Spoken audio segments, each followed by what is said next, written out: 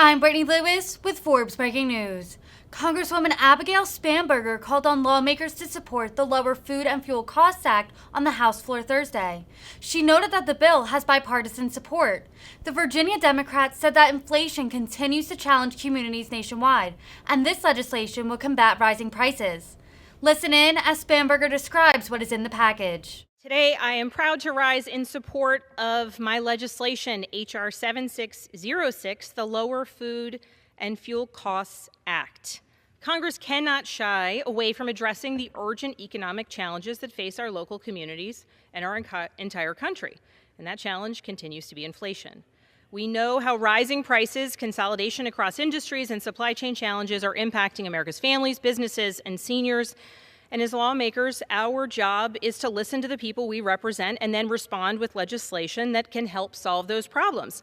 And indeed, this package, the Lower Food and Fuel Costs Act, is just that. It's a compilation of bills put together by lawmakers who are responding to their constituents. And I've heard from the other side of the aisle that, in fact, it would have been nice if we came together in a bipartisan way. So I would note that colleagues on the Republican side of the aisle from Iowa, Arkansas, New York, Nebraska, Ohio, Illinois, South Dakota, Nebraska, Iowa, Illinois, Indiana, Minnesota, Nebraska, Iowa, Minnesota, Illinois, Iowa, Tennessee.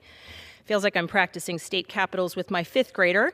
Nebraska, Illinois, Kansas, Colorado, Nebraska, South Dakota, Illinois, Iowa, Nebraska, Missouri, Iowa, Kansas, Missouri, Illinois, Iowa, Missouri, Indiana, Kentucky, Minnesota, Illinois, Nebraska, South Dakota, Iowa, Kansas, Missouri, Indiana, Minnesota, Iowa, Nebraska, Florida, Wyoming, Virginia, Minnesota. Each of these are individual members of Congress from the Republican side of the aisle who are leading on this issue. In fact, two of the bills in this package are led by our Republican colleagues, and I am proud that I have joined with Congressman Dusty Johnson in support of the bipartisan Butcher Block Act. I am proud to be his co-lead as he leads that important piece of legislation. It's a common sense step towards allowing American processors the ability to expand their operations, launch a new business, or just make sure they are keeping— The gentlewoman's time has expired.